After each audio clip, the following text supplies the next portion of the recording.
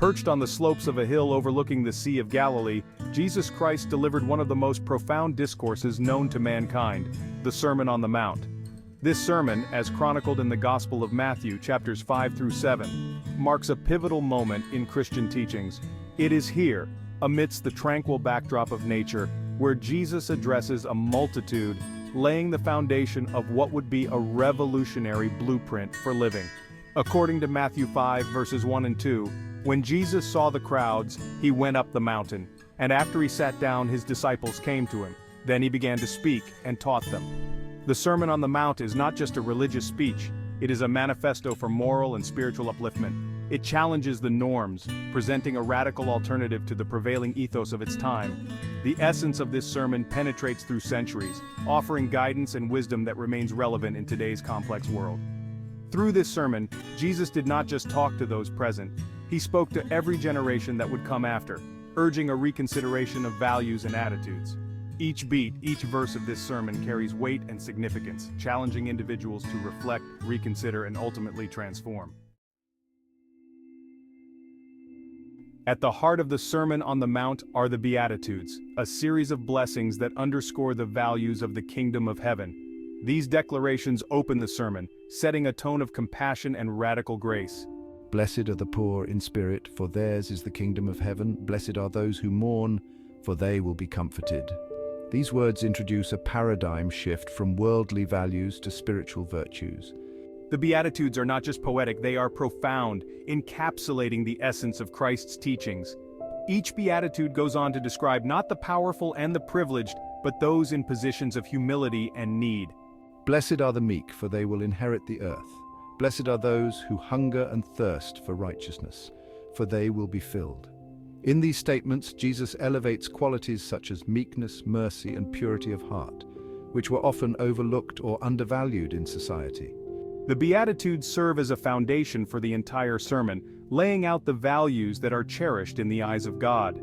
This radical inversion of values is not just a call to personal transformation, but a directive towards creating a community that reflects these kingdom values.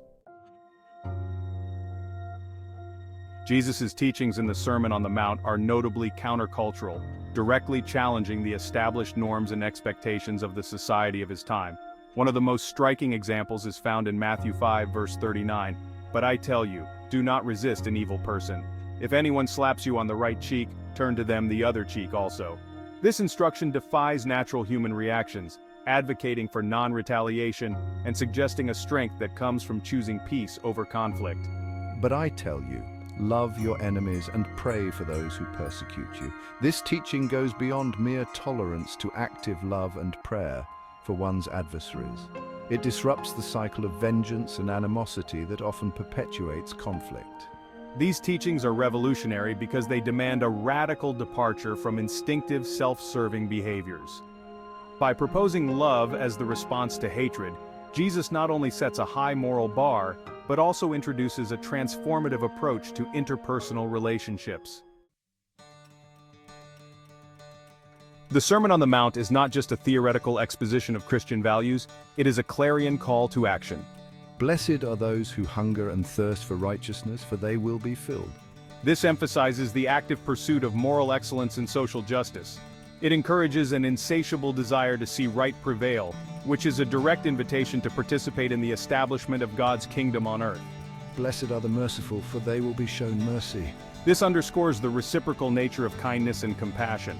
This verse not only promotes mercy as a virtue, but also as a practical principle that governs human relationships. The call to action here is clear: embody mercy, and you will receive mercy. This reciprocal arrangement fosters a community where forgiveness and understanding are prevalent over judgment and strife. Jesus' teachings are imbued with the urgency of immediate implementation.